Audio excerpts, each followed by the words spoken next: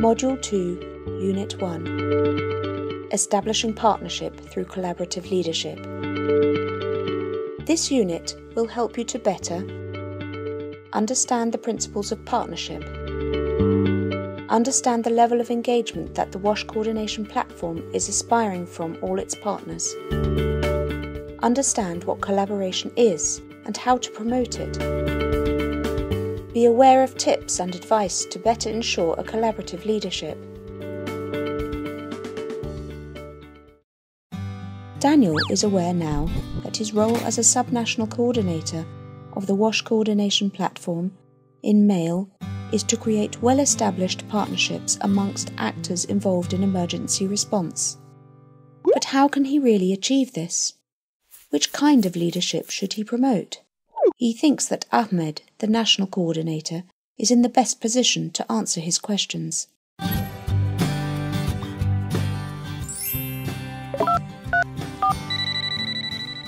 Hello, Ahmed. It is Daniel, the subnational coordinator from Mali speaking. I'm calling you to have more information about the kind of leadership I should promote and how to work in a collaborative way with the partners. Nice to hear from you, Daniel. I think I can share with you some material on the topic. The Global Humanitarian Platform adopted the principles of partnership in 2007 to promote and enhance the role of partnership in a humanitarian response. There are 5 principles that guide partnership among the humanitarian actors: equality, transparency, result-orientated approach, responsibility, and complementarity. Equality requires mutual respect between members of the partnership, irrespective of size and power. The participants must respect each other's mandates, obligations, and independence, and recognize each other's constraints and commitments. Transparency is achieved through dialogue on equal footing, with an emphasis on early consultations and early sharing of information. Communications and transparency, including financial transparency, increase the level of trust among organizations. Result-oriented approach means that to be effective, humanitarian action must be reality-based and action-oriented. This requires result-oriented coordination based on effective capabilities and concrete operational capacities. Responsibility. The humanitarian organizations have an ethical obligation to each other to accomplish their tasks responsibly, with integrity, and in a relevant and appropriate way. Complementarity. The diversity of the humanitarian community is an asset if we build on our comparative advantages and complement each other's contributions. Local capacity is one of the main assets to enhance and on which to build. These principles need to be respected when establishing partnership. It is also important to understand that there exists different levels of engagements that we expect from the partners. These are networking. It means exchanging information for mutual benefit. Coordinating. It means networking and altering activities to achieve a common purpose. Cooperating. It means coordinating and sharing or pooling resources. And finally, collaborating. It means cooperating and enhancing the capacity of another for mutual benefit to achieve a common purpose.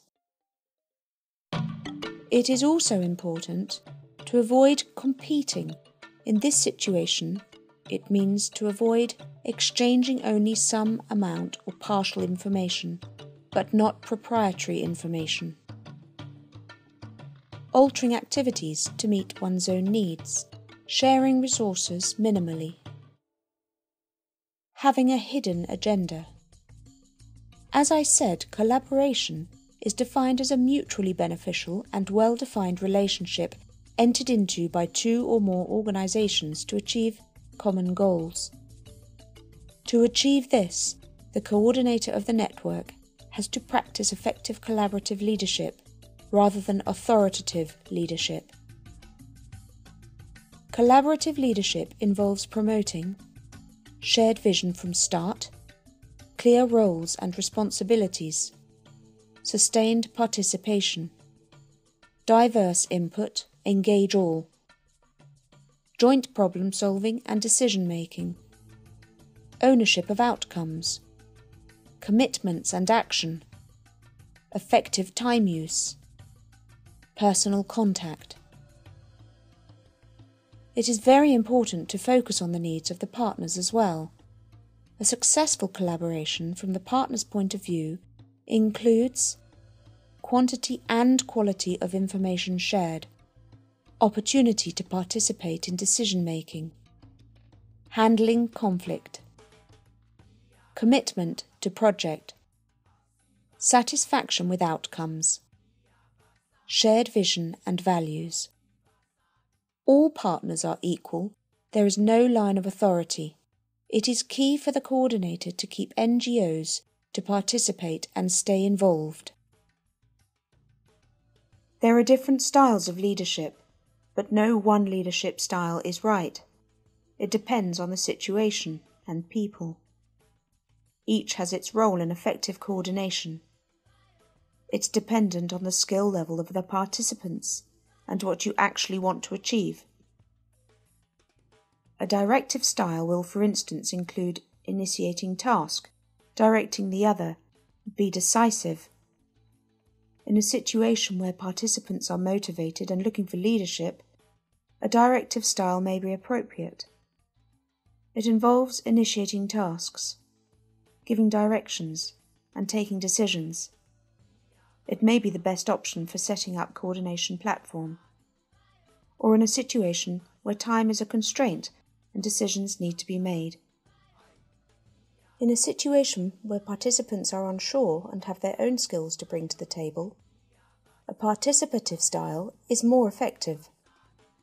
It will include a democratic approach, initiating process or discussions amongst the group, involving others from an early stage, facilitating consensus building and decision-making. It is an appropriate style when establishing plans, or when setting up the coordination platform. You need to be building trust and engagement.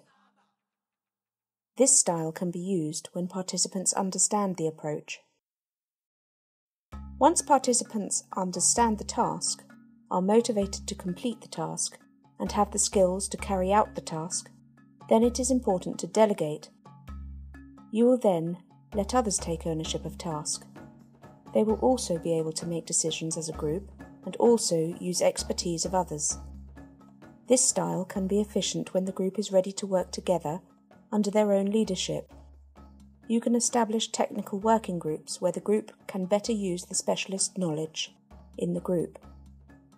This style is effective when the group is mature.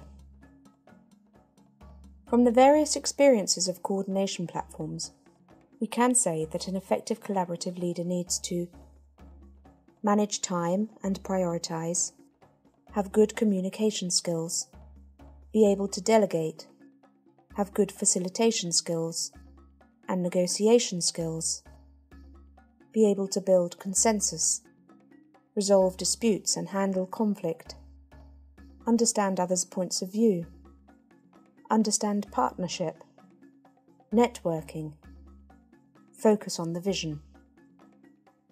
To summarise, the WASH platform coordinator has to be an active listener to make sure that he is inclusive and actively listening to the group by asking questions. The coordinator needs to concentrate and have effective and useful questions that can be understood by the group. Listen to the group. Acknowledge points raised by the group is key to demonstrate that you are with them. You follow and show interest to each of the members. Clarify. It is also very important to clarify the points to to make sure that all the group follow. You can summarize or paraphrase to show that you are tuned. You can show that you understand and sympathize to feelings. Respond. Part of an active listening is also to respond to the group, limiting your own views and controlling your emotion. I hope this has helped you, Daniel. Sure, Ahmed. I understand better now the kind of leader I should be and how to ensure collaboration with the other members. Great. If you want to test your knowledge, I can propose an exercise. It is very easy. You will just need to identify in a list of statements the 9 secrets of effective collaboration.